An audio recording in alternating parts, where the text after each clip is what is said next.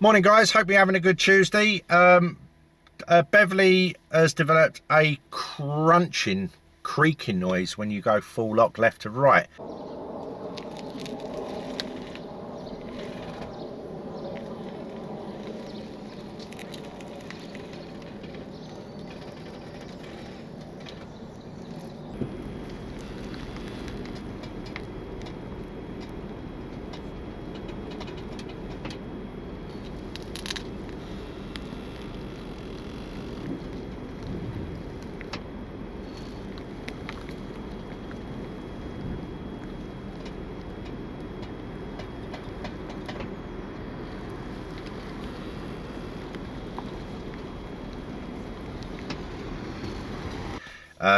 It's probably something to do with the fact of, which I've complained now for nearly 20,000 miles, about the steering being overly light and devoid of feel. It just feels awful. But now, say you've actually got this noise, so what I'll do is I'll play that clip in a minute of, I actually captured, I think, two. I put the camera outside by the wheel, so basically when you go on full lock, I don't know if you'll hear it now, but if I go, you heard it a little bit then, I don't know if it's picking it up on camera. Hear it? I don't know if you can hear it on there, but anyway, I've done it outside as well. So but basically that's probably something else. That's actually the fact that this rack's actually wearing out. I think it is actually wearing out because it is when you go into a bend, it basically plays catch up. So I'm just going to put the air conditioner on because it's very warm today. It just basically slowly like weights up, but when you're going over little imperfections in the road, it kind of like catches them, and it literally, the steering's all over the place. It's like it, because it's worn out, it's trying to play catch up. Instead of riding over them and feeling nice and weighty, it's lost all of that, and it just pulls into every little nook and cranny. It's awful. So basically the car's going in to have a second opinion. I'm taking it up to the dealership where I actually bought the vehicle from, up in Cambridge. So I'm having to traipse up there tomorrow. They're going to provide me with a courtesy car, and they're going to keep the car for 2 days, or a day and a half. And they're also going to have a look at that mottling sound, which I reported a little while ago. So when it's cold it does it, so they're going to test that tomorrow morning. Now I have actually requested the new software update to be applied onto the Leaf. Now, I'm not going to contradict myself. I actually have no concerns about rapid gate on my vehicle. I rapid charge maybe once, maybe maximum twice a month in 2 separate days, so I've never had an issue with it. However, the reason I want the software applied is because I potentially think all of my sensor issues, where the orange light comes on in the morning and the parking sensors go off in traffic, not to mention this morning, I might add, because of the regen on this vehicle is definitely becoming less. The emergency brake assist picked up that I wasn't actually braking and basically jolted the car.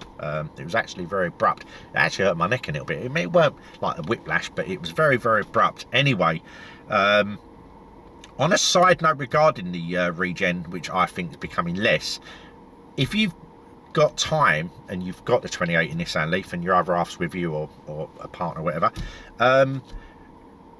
can you get them to actually time your regen, like using the e-pedal, and obviously the B mode incorporated with that, it comes with it. So when you're coming down from say 30 mile an hour to a complete stop, my car takes about 6.5 seconds. From 40 it's about 8.5 seconds, and I believe at 50 it was about 11.5 or 12 seconds down to 0, complete standstill on a flat.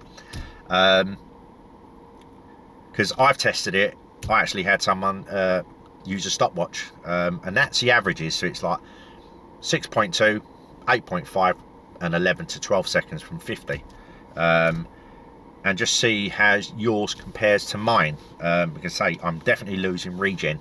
I don't know if it's where the electric motor's getting a higher mileage on out, I don't know, but it's something I've actually noticed. It'd be interesting to see if you can. If you can't, it's no major biggie.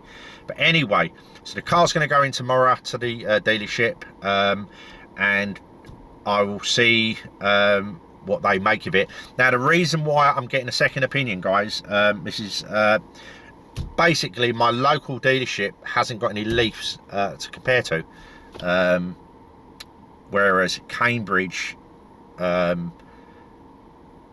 has got, they sell a lot more. They've got a rapid charger up there, and I mean, I noticed when I was up there last time, because I was up in Cambridge recently, they had loads of these cars outside, so they can actually test it side by side. If you went from, say, something like a Qashqai or a Duke, or what's the other one, the I've got, it's got off the top of my head, not the Micra, the next one up, anyway, they've got another one, I can't remember, it's not the Sunny, because that used to be years ago, they've changed its name now.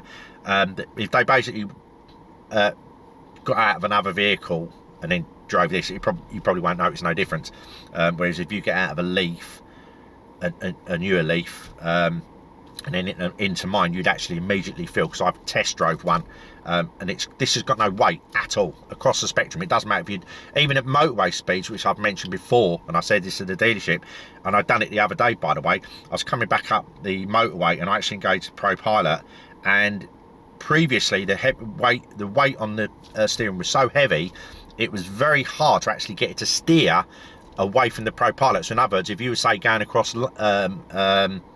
say you was in the middle lane and you was going on the inside lane, and there was obviously safe, there was nothing behind me when I'd done this, I literally deliberately went across the lines into the left.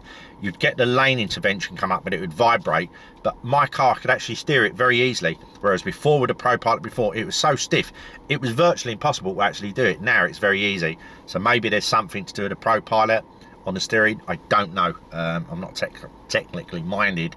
All I know is, I've mentioned this as well to the dealership, so basically you're going to go out in another Leaf and then out in mine, and you'll see it straight away. It's like light and day, excuse the pun, it literally is so light. And like I've said many times before, that one of the best features on this car was the steering, and it is gone to poo, and that's putting it politely.